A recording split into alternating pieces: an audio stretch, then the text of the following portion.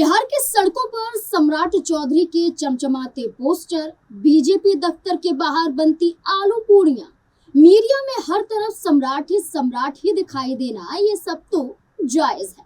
ये सब होना लाजमी है क्योंकि सालों बाद पहली बार बिहार में भाजपा का अपना कोई चेहरा मुख्यमंत्री कुर्सी तक पहुंचा है।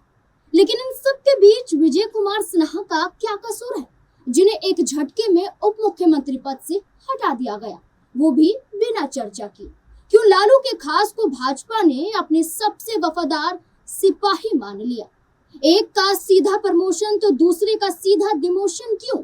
ये सवाल हमारा तो है, लेकिन बिहार की आधी आबादी का भी यही सवाल है कि मीडिया की सुर्खियों में सम्राट तो छा गए, लेकिन विजय कुमार को पूरी तरह से दरकिनार कर दिया गया।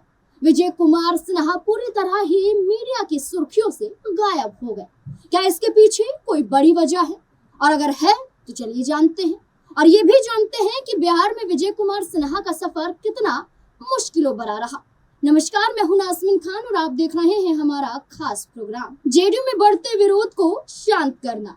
मुख्यमंत्री चेहरे के ऐलान से पहले बिहार एनडीए में ये चर्चा जोरों पर थी कि मुख्यमंत्री चेहरा भाजपा का होगा और उप मुख्यमंत्री दो बनाए जाएंगे, वो भी जेडीयू दल से।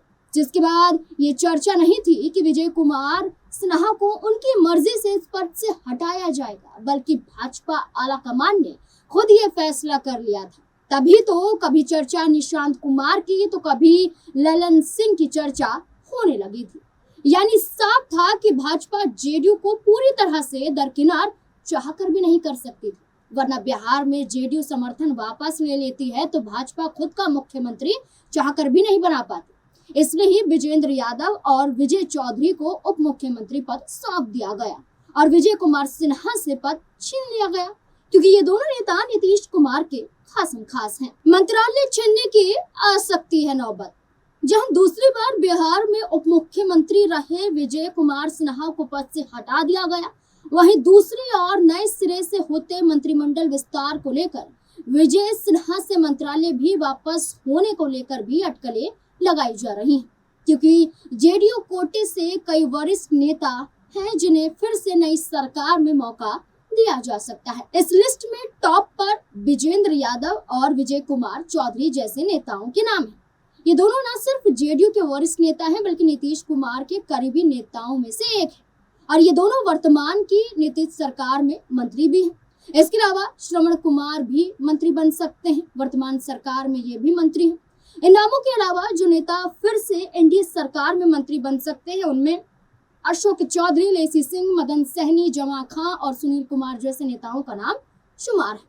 इतना ही नहीं, बल्कि दूसरी और सबसे तेज चर्चा ये भी है कि अब निशांत भले नहीं चाहते हों, लेकिन उनको मनाने के लिए जेडीयू के वरिष्ठ नेता जुटे हुए हैं, ताकि नई सरकार का गठन होता है तो निशांत को मंत्रालय में शामिल किया जा सके, मंत्री पद सौंपा जा सके, जैसे बिना चुनाव लड़े उपेंद्र कुशवाहा के बेटे को मंत्रालय मिल जाता है।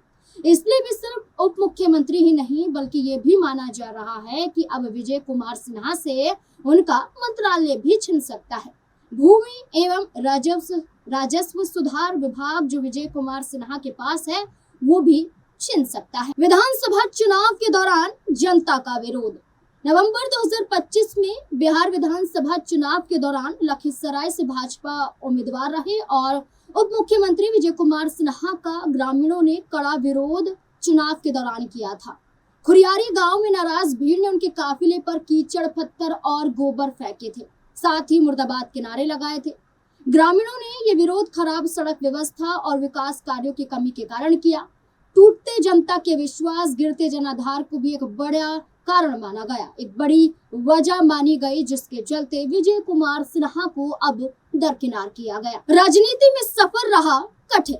विजय कुमार सिन्हा का जन्म बिहार के एक सामान्य परिवार में हुआ। उन्होंने अपनी शुरुआती शिक्षा स्थानीय स्कूलों से पूरी की और आगे की पढ़ाई के लिए कॉलेज का रुख किया। छात्र जीवन से ही उनकी रुचि राजनीति और सामाजिक कार्यों में रही। वे छात्र संगठनों से जुड़े और यहीं से उनके राजनीतिक जीवन की नींव पड़ी। शिक्षा के दौरान ही उन्होंने नेतृत्व क्षमता और संगठन कौशल का परिचय दिया। जिससे आगे चलकर उन्हें राजनीति में आगे बढ़ने का रास्ता दिखाई दे। आरएसएस से पुराना नाता अब कमजोर। विजय कुमार सिन्हा का राष्ट्रीय स्वयंसेवक संघ से पुराना नाता रहा है। वे 1982 में इससे जुड़े और अखिल भारतीय विद्यार्थी परिषद के सक्रिय सदस्य भी रहे। हालांकि उनका बैकग्राउंड राजनीतिक परिवार से नहीं था, इसके बावजूद भी पूरी कोशिश में रहे कि आरएसएस से जुड़े रहने से उन्हें फायदा मिल सके, क्योंकि उन्होंने बेगूसराय के सरकारी पॉलिटेक्निक कॉलेज से सिविल इंजीनियरिंग में डिप्लोमा किया था। इंजीनियरिंग की पृष्ठभूमि होने के बावजूद उन्होंने पूरी तरह से सार्वजनिक जीवन और राजनीति को चुना ताकि वो राजनीति में एक मुकाम को हासिल कर पाए। 2005 में पहली बार लखीसराय में मिली जीत। विजय कुमार सिन्हा ने 2005 में पहली बार लखीसराय विधानसभा क्षेत्र से चुनाव जीता। हालांकि 2010 से लगातार इस सीट से विधायक हैं, जिससे क्षेत्र पर उनकी मजबूत पकड़ साबित होती है। 2017 से 2020 तक वह बिहार सरकार में श्रम संसाधन मंत्री रहे। उनके करियर का सबसे महत्वपूर्ण पड़ाव 2020 में आया, जब वे बिहार विधानसभा के अध्यक्ष चुने गए, जबकि 2022 में महागठबंधन की सरकार बनने के बाद उन्होंने विधानसभा में नेता प्रतिपक्ष की भूमिका निभाई। जनवरी 2024 में नीतीश कुमार के एनडीए में लौटने पर उन्हें राज्य के 2 उप मुख्यमंत्रियों में से एक बनाया गया, जो बिहार में एक प्रमुख नेता के रूप में उनके बढ़ते कद को दर्शाता है। फिर हुए विधानसभा 2025 के चुनाव में उन्हें 1,22,408 वोट मिले और राज्य के उप मुख्यमंत्री विजय कुमार सिन्हा फिर से बने। सिन्हा का सादगी भरा जीवन। विजय कुमार सिन्हा का परिवार पारंपरिक भारतीय मूल्यों में विश्वास रखने वाला माना जाता है। वे एक साधारण पारिवारिक जीवन जीते हैं। उनकी पत्नी सुशीला देवी गृहिणी हैं और दोनों से 4 बच्चे हैं, जिनमें 2 बेटे और 2 बेटी हैं। इनके पिता का नाम स्वर्गीय शारदा रमन सिंह है और माता का नाम सुरमा देवी है।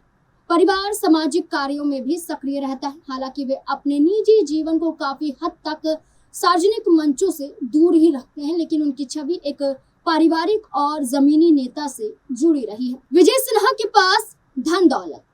विजय कुमार सिन्हा के पास कुल 1,01,70,964 रुपए की चल संपत्ति है। इसमें 55,000 रुपए की नकदी उनके पास रहती है, जबकि 29 लाख से अधिक बैंक में जमा है। बीजेपी के लखीसराय से विधायक विजय कुमार सिन्हा ने शेयर मार्केट में भी निवेश कर रखा है।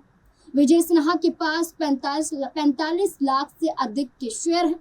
उनके पास करीब 10 लाख रुपए मूल्य का 90 ग्राम गोल्ड भी है, जो उन्हें शादी विवाह या अन्य उत्सव में उपहार के स्वरूप में मिला। उन्हें हथियार रखने का भी शौक है। उनके पास राइफल और रिवॉल्वर भी है। डिप्टी सीएम जो अब नहीं है विजय कुमार सिन्हा, उनकी पत्नी सुशीला देवी के पास भी करोड़ों की संपत्ति है।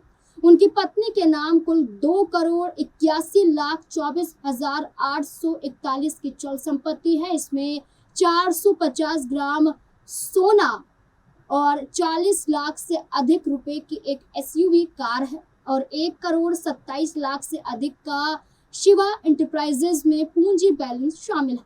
अचल संपत्ति के मामले में भी सिन्हा दंपत्ति अच्छी आर्थिक स्थिति में है।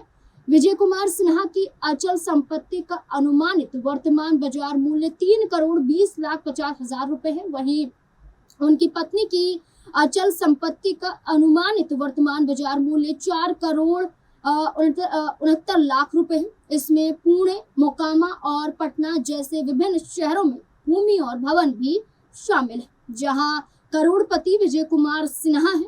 लेकिन वहीं दूसरी तरफ एक ऐसे बैकग्राउंड से आते हैं जो राजनीति से नहीं जुड़ा, लेकिन अपने छात्र जीवन में उन्होंने राजनीति में जुड़ने का एक मौका हासिल किया। आरएसएस से जुड़े, एबीवीपी के भी सदस्य रहे। इसके बाद बिहार की राजनीति में आए और बड़ा मौका उप मुख्यमंत्री के तौर पर विजय कुमार सिन्हा को मिला, लेकिन अब ये पद उनसे छीन लिया जाता है और मंत्रालय पर भी संकट मंडरा रहा है। इस बीच में क्या होगा विजय कुमार का अगला कदम, क्योंकि मानो ऐसा कहा जा रहा है कि अब विजय कुमार सिन्हा बिहार में हैं तो सही, लेकिन गायब ही नजर आएंगे। अब उनका बढ़ता कद तो नहीं दिखेगा, लेकिन गिरता जनाधार जरूर नजर आएगा। इस मुद्दे को लेकर आपको क्या लगता है, आपकी क्या राय हो सकती है? विजय कुमार सिन्हा को लेकर अपनी राय कमेंट सेक्शन में जरूर दें। देखते रहे हमारा चैनल। धन्यवाद।